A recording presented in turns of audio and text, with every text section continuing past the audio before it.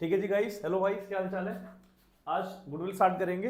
Goodwill का हम क्या कर चुके हैं, एवरेज मेथड कर चुके हैं हम लोग। आज करने वाले हैं वेटेड एवरेज मेथड करेंगे। मतलब गुडविल लास्ट क्लास में हमने किसे निकाली थी, एवरेज प्रॉफिट निकाली थी। आज किसे निकालेंगे, वेटेड एवरेज से निकालेंगे। अच्छा, मैं थोड़ा हिंट दे देता हूँ, समझा देता हूँ कि लास्ट क्लास में क्या किया था हम लोगों ने। थोड़ा सा आपको पता है, हमने पहले क्या निकाला था, एवरेज प्रॉफिट निकाला था। क्या निकाला था, एवरेज प्रॉफिट। सही दिख रहा है, एक बार चेक करना फोन सही है या थोड़ा बड़ा करूं। पक्का नहीं, यहाँ देखो आपको सही दिख रहा है स्क्रीन पे, पिक्चर दिख रहा है। ठीक है जी, हमने एवरेज प्रॉफिट निकाला था। क्या निकाला था हमने, एवरेज प्रॉफिट। शायद आपको याद हो मैंने क्या किया था लास्ट क्लास में। यहाँ ईयर्स लिए थे मैंने और यहाँ मैंने प्रॉफिट लिए थे। लेट सपोज करो मैंने 20, 21, 22 और 23 ये 3 साल के मैंने प्रॉफिट ले लिए। और मैंने इसके बेसिस पे यहाँ मैंने मान लो ये 10,000 निकाल लिया, ये 12,000 आ गया, ये 8,000 आ गया और ये 10,000 निकल के आ गया। और मैंने कहा इसकी एवरेज निकालता हूँ मैं, तो एवरेज कितनी आएगी, एवरेज आ जाएगी 10,000 की। क्या आ जाएगी, एवरेज 10,000 की आ जाएगी। अब ध्यान सुनो, हमने एवरेज में ये सीखा था कि जो लास्ट ईयर के बेस में जो हम एवरेज प्रॉफिट निकाल रहे हैं, तो वही हमारी असम्पशन रहेगी कि हमारा प्रॉफिट आगे हम उतना अर्न करेंगे। यही था एवरेज का मतलब। यही है ना कि जो आपने पास्ट में जो अपने प्रॉफिट अपने अर्न किए हैं, उस पास्ट से आप क्या निकाल रहे हो, एवरेज निकाल रहे हो। And this average telling you कि आप फ्यूचर में कितना अर्न करोगे। यही था ना। और गुडविल का फॉर्मूला क्या था, गुडविल का फॉर्मूला आपका था average profit into number of years purchases. यही था ना। तो गुडविल एक तरह से आपको ये बता रही है कि आप जो सेम प्रॉफिट है मतलब जो आपका एवरेज प्रॉफिट है, वो फ्यूचर में कितना साल के लिए आप अर्न करोगे। यही है ना, कोई दिक्कत नहीं था भाई। तो मतलब गुडविल बेसिकली अगर देखा जाए तो गुडविल आपको टोटल प्रॉफिट बता रही है फ्यूचर में आप अर्न करोगे। गलत तो नहीं है ना ये।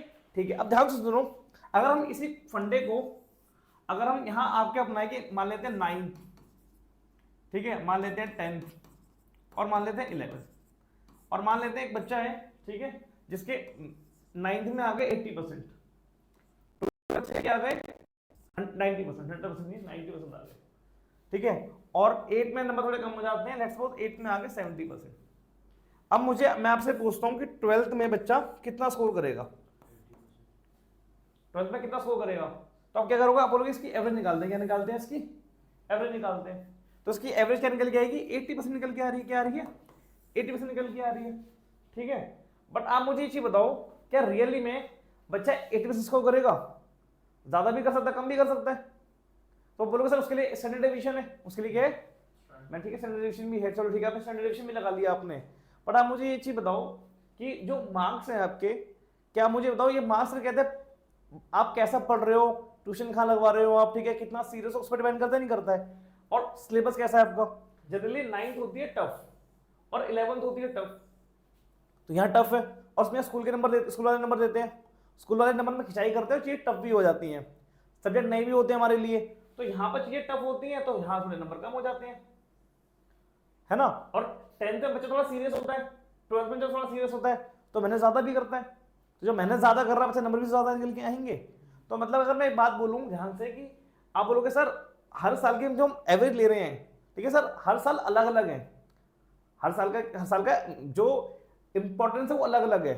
सर 9th में परसेंट कम आई है, पर सर 9th बहुत दूर भी तो है, 9th बहुत दूर भी और 9th टफ भी थी। तो कुछ फैक्टर्स है ना, फैक्टर को कंसीडर करने पड़ेंगे आपको। तो जब हम फैक्टर कंसीडर करते हैं, क्या करते हैं, फैक्टर कंसीडर करते हैं, तो हम उनको वेट देते हैं। क्या देते हैं उनको, वेट देते हैं। वेट समझ लो कि हमारे लिए कौन ज्यादा इंपॉर्टेंट है, हमारे लिए कौन ज्यादा इंपॉर्टेंट है।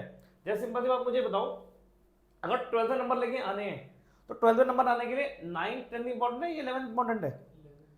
अगर आप कॉमर्स के बच्चे हो, कॉमर्स के स्टूडेंट हो, तो अगर 12th में स्कोर करना है आपको, तो 9th 10th ज्यादा इंपैक्ट करेगी आपको, 11th इंपैक्ट करेगी आपको, 11th इंपैक्ट करेंगी। तो मतलब 11th का प्रॉफिट, 11th की जो प्रॉफिट मतलब प्रॉफिट क्या लेते हैं या फिर 11th की परसेंट क्या लेते हैं, वो ज्यादा इंपॉर्टेंट है। तो हम 11th को वेट दे देंगे। लेट्स सपोज 11th में 3 वेट दे दिया। वेट आप कुछ भी दे सकते हो, क्वेश्चन में जनरली गिवन होंगे, वेट पे आपको देखना है, आपको वेट पे नहीं डरना है आपको। मतलब weight means importance, weight means important, तो वेट को नहीं डरना है आपको। इसको मैंने 3 दे दिया। अच्छा, फिर 10th भी थोड़ी खाने का इंपॉर्टेंट होगी, क्योंकि 10th में बेसिक चेक होंगे, प्लस माइनस होगी, तो उसको मैंने 2 वेट दे दिया। और 9th इतनी इंपॉर्टेंट आपके लिए होगी नहीं, तो 9th को आपने 1 वेट दे दिया। तो ये आपने वेट दे दिए, कि आपने क्या दे दिए, वेट दे दिए। तो वेट समझ में आ रहा है, वेट क्यों निकालते हैं। अच्छा, एवरेज में और वेटेड एवरेज में से डिफरेंस क्लियर है? एवरेज में क्या करना होता है, नहीं आता हूं, एवरेज में क्या कर रहे हैं, एवरेज में आप सिंपली क्या कर रहे हो, सिंपली आपने सम निकाला, ठीक है, सम निकाला आपने, और क्या किया आपने, नंबर ऑफ आइटम से क्या करा आपने, सम ऑफ, मैं यहां बोलता हूं सम ऑफ प्रॉफिट बोलता हूं मैं, यहाँ पर सम ऑफ प्रॉफिट लिया आपने, और यहां पर आपने क्या लिया, नंबर ऑफ ईयर्स ले लिए, नंबर ऑफ क्या ले लिया आपने, ईयर्स ले लिए। एवरेज निकालते हो, ये निकालते हो एवरेज। लेकिन वेटेड में क्या कर रहे हैं, वेटेड में आपने देखा कि सर हम सम तो हम क्या, हमने क्या किया, हमने सर पहले ईयर लिए, हमने यहाँ प्रॉफिट लिया, ठीक है, और हमने देखा सर जैसे मान लेते हैं 20 है, ये 21 है, ये 22 है, ठीक है जी, और सर यहाँ प्रॉफिट देखे 10,000, मान लेते हैं 12,000, और मान लेते हैं यहाँ पर 8,000, ठीक है जी। अब आप बताओ आपके लिए कौन सा प्रॉफिट ज्यादा इंपॉर्टेंट है, आपने कहा 20 का इंपॉर्टेंट है, क्योंकि 20 सर अभी पिछले साल निकला है, पिछले साल वाला आपको एक्चुअल मार्केट कंडीशन बताएगा कि मार्केट कंडीशन कैसी थी, तो जो पिछले साल मार्केट कंडीशन थी हाई चांसेस होंगे कि मार्केट कंडीशन भी वही रहेगी, तो सर ये ज्यादा इंपॉर्टेंट है, इसका वेट क्या दो, इसको वेट दो, इसको वेट 3 दे दिया, ठीक है जी। अच्छा सर ये लास्ट 2 साल हो गए सर, ये भी हो सकता है इंपॉर्टेंट हो, मतलब कम इंपॉर्टेंट रहेगा, तो उसको 2 वेट दे दिए, और इसको हमने 1 वेट दे दिया, ठीक है। अब क्या करेंगे, अब हम निकालेंगे यहाँ पर, इनको मल्टीप्लाई करेंगे, क्या करेंगे, मल्टीप्लाई करेंगे, ये निकालेंगे, अब वेटेड प्रॉफिट क्या निकालेंगे यहाँ पर, वेटेड प्रॉफिट निकालेंगे यहाँ पर, तो 10 into 1 क्या हो गया, 10,000, ठीक है, 12,000 into 2 कितना हो गया, 24,000, 8 into 3 कितना हो गया, 24,000। अब क्या करेंगे, हम निकालेंगे टोटल वेटेड प्रॉफिट निकालेंगे, कितना निकल के आ रहा है, 48 और 10 58, ठीक है। तो मुझे अगर मान लो वेटेड एवरेज निकालनी है, मुझे क्या निकालनी है, वेटेड एवरेज मुझे अगर निकालनी है, तो वेटेड एवरेज का फॉर्मूला क्या होता है, sum of weighted profit divided by sum of weights, तो प्रॉफिट कितना आ रहा है, 58 आ रहा है, और सम ऑफ वेट्स कितना निकल गया, 6 निकल के आ रहा है, तो क्या हो जाएगा ये 58 डिवाइडेड बाय 6, ये आपका आ जाएगा प्रॉफिट। और वही अगर मैं एवरेज निकालूं तो एवरेज क्या होगा, इनको ऐड कर लो, इनको ऐड करने में कितना आएगा, 30 निकल के आएगा, 30 आएगा ना, नहीं 40 आ रहा है, नहीं 30 आ रहा है, ठीक है, और 3 से डिवाइड कर लो तो 10 निकल के आएगा, क्या आएगा, ये 10,000 निकल के आ रहा है, और ये कितना निकल के आ रहा है, ये 9,000 कुछ निकल के आएगा, है ना, 54 होता है ना, 6 4 कैरी होंगे और 5, तो ये कुछ समथिंग निकल के आएगा, 9400 समथिंग निकल के आएगा, ठीक है, 10 निकल के नहीं आएगा। अब मुझे बताओ, ध्यान से सोच के बताना, दानी समझ में नहीं आ रहा पक्का। अब मुझे बताओ, अगर मैं ध्यान से देखूं दोनों प्रॉफिट, मतलब एवरेज प्रॉफिट भी देख रहा हूं मैं और वेटेड को भी देख रहा हूं, आपके अकॉर्डिंग कौन ज्यादा एक्यूरेट बता रहा है चीजें, सिंपली एवरेज ज्यादा एक्यूरेट चीज बता रहा है या वेटेड एवरेज ज्यादा एक्यूरेट बता रहा है, वेटेड एवरेज ज्यादा बता रहा है, क्योंकि वेटेड एवरेज क्या कर रहा है, वेटेड एवरेज जो चीजें ज्यादा इंपॉर्टेंट है हमारे लिए उनको फैक्टर में, उनको वेट ज्यादा दे रहा है, उनको फैक्टर्स में दे रहा है, और सिंपली क्या कर रहा है, सिंपली सबको इक्वल मान रहा है, सबको क्या मान रहा है, मतलब अगर मैं बोलूं, अगर मैं सबको इक्वल वेट दे रहा हूं, 1 1 1, अगर मैं सबको इक्वल वेट दे रहा हूं, दैट इज 1 इक्वल वेट का मतलब क्या हुआ, 1 1 दिया मैंने, तो अगर मैं सबको इक्वल वेट दे रहा हूं तो वो क्या हो जाएगा, सिंपल एवरेज हो जाएगा, और अगर मैं वेट्स मैंने अलग अलग दे दिए तो क्या बन जाएगा, वेटेड एवरेज बन जाएगा। समझ में आ रहा है, कोई दिक्कत तो नहीं इसके अंदर। एक क्वेश्चन करते हैं इसके रिगार्डिंग, ये क्वेश्चन थोड़ा सा क्या कहता है कि profit of a firm for the last 5 years, last 5 years की बात कर रहा है, किसकी बात कर रहा है, लास्ट 5 ईयर्स की प्रॉफिट की बात कर रहा है, तो लास्ट 5 ईयर की प्रॉफिट दे रखे हैं आपके पास, ये तो कोई 20 21 22 30 की प्रॉफिट दे रखे हैं आपके पास, कोई दिक्कत इसके अंदर नहीं। क्या कह रहा है, you are required to calculate goodwill, क्या निकालनी है, गुडविल निकालनी है, क्या निकालनी है, गुडविल। तो एक काम करेंगे, गुडविल अगर हमें निकालनी है तो गुडविल निकालेंगे, तो गुडविल निकालेंगे हम, पर गुडविल निकालनी कैसे, हम यहां से चेक करो, कह रहा है ऑन द बेसिस ऑफ, क्या लोगे, on the basis of 2 year purchase बोल रहे हैं, तो नंबर ऑफ ईयर परचेस कितने हो गए, 2 हो गए, तो यहां अगर मैं लिखूं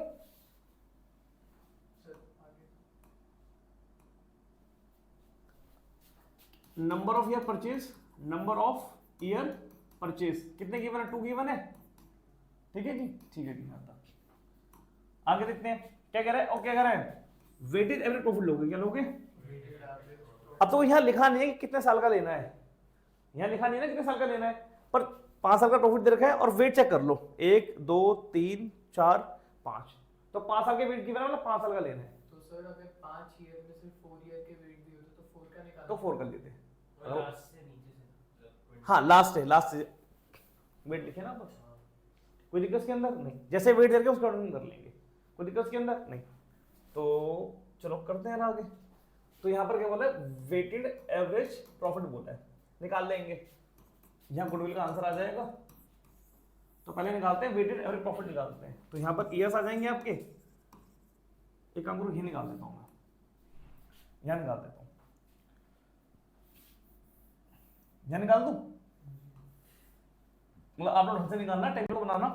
तो यहाँ मैं वेट्स लिख रहा हूँ, यहाँ क्या लिख रहा हूँ वेट्स, बोलना ना वेट्स कितने, 20 का कितना वेट गिवन है, 1 गिवन है, 21 का कितना गिवन है, 2 गिवन है, 22 का 3, 24 का 4 और इसका 5। तो यहाँ मल्टीप्लाई करके निकाल लेंगे, वेटेड प्रॉफिट निकाल लेंगे, कितना आ रहा है 43,000। ये कितना आ गया 1 लाख, ये कितना आ गया 1,04,000, ये कितना आ गया 130। मैंने गलती कर दी, 2 से मल्टीप्लाई कर दिया मैंने जोश में आ गया मैं, 156 होगा ये। इसको 4 से मल्टीप्लाई करना है तो 240 और 20 कितने हो गए 260, ठीक है। और ये 5 से मल्टीप्लाई करना है तो 25 और 2 42 और 30,000, ठीक है। सही निकाला है मैंने ये, यस सर। है ना। अब इनको करेंगे ऐड, इनको क्या करेंगे हम ऐड करेंगे, कितना आ रहा है ऐड करके 1 2 4 और ये 8 लाख हो गए। उसके बाद ये आपके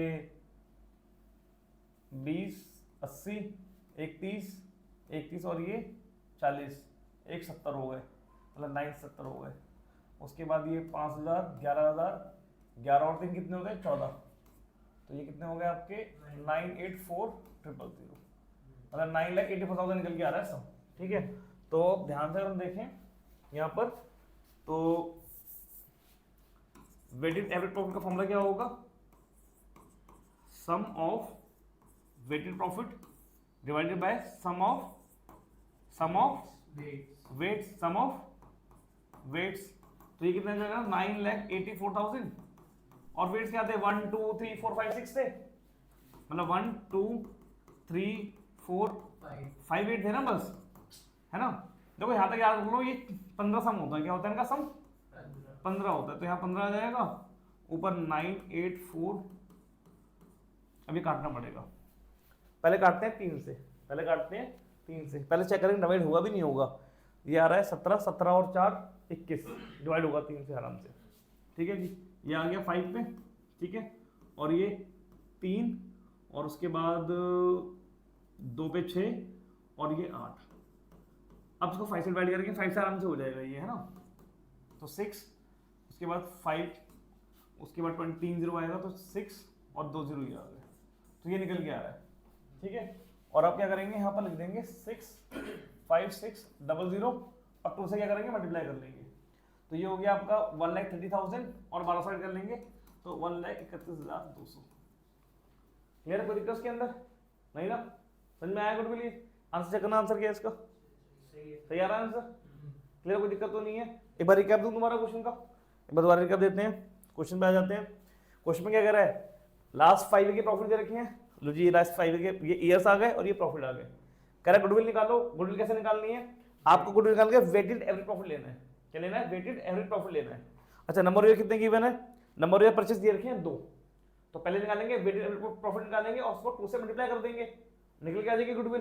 तो मैंने क्या किया, मैंने हे निकाल लिया, ईयर्स लिखा, प्रॉफिट लिखा, वेट्स लिखे, वेट्स क्वेश्चन में गिवन है, देखो क्वेश्चन में गिवन है वेट्स, वेट्स लिखे मल्टीप्लाई किया, सम निकाला मैंने, सम निकल गया 984। बस ये याद रखना, एवरेज प्रॉफिट में सम तो लेते हैं एवरेज के अंदर, पर नीचे डिवाइड करते हैं नंबर ऑफ ईयर से डिवाइड करते हैं। यहाँ पर नंबर ऑफ वेट्स लेना नहीं है, सम ऑफ वेट्स लेना है। यहाँ पर क्या लेना है, सम ऑफ वेट्स। तो प्रॉफिट का यहाँ वेट का सम तो कर लिया हमने, तो डिवाइड सम ऑफ वेट से करेंगे, किससे करेंगे, सम ऑफ वेट से करेंगे, ठीक है जी। तो 1 2 3 4 5 इनका सम क्या था, इनका सम था 15, क्या था सम 15। देखो याद कर लो, 1 2 का सम तो आपको याद रहेगा 3 होता है, इनका सम याद रख लो, फर्स्ट 3 का नंबर का सम होता है 6, फर्स्ट 4 का नंबर का होगा 10 और 5 का होगा 15। ये याद कर लो, काम आएगा बड़ा, ठीक है, याद कर लो ये। और अगर नहीं याद करना है, चाहते हो कि काम कहीं मतलब क्यों काम आएगा, सीयूटी में काम आता है, कैलकुलेशन बहुत सेव होती है आपकी। अभी आपने टेस्ट दिया ना, दोनों के नंबर सेम थे, एक्यूरेसी ठीक थी दोनों की, बट एक ही रैंक ज्यादा आ गई, एक ही रैंक कम आ गई, जस्ट बिकॉज ऑफ टाइम। तीनों का सेम स्कोर था, तो रैंक आपकी ज्यादा आई है, मेरी ज्यादा है। फर्स्ट रैंक आपकी आई है, सेकंड रैंक आपकी आई है, थर्ड रैंक आपकी आई है। अरे यहाँ मेरी बात सुनो पहले, यहाँ तक क्लियर है?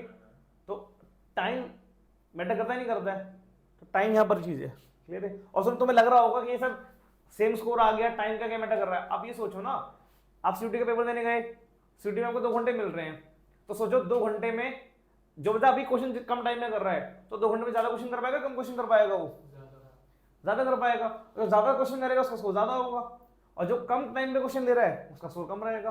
तो इसको थोड़ा लॉन्ग टर्म से सोचो। अभी 10 क्वेश्चन थे, सीयूटी में क्वेश्चन ज्यादा होंगे ना, तो ऐसा सोचना है, ठीक है जी। चलो, क्वेश्चन क्लियर है, समझ में आया आपको? ये हमने वेटेज एवरेज निकाल दिया, डिवाइड कर दिया हमारे 25 से, खत्म। क्लियर है? ये कोई दिक्कत इसके अंदर नहीं ना? नोट करो उसको, ठीक, बंद कर दो रिकॉर्डिंग।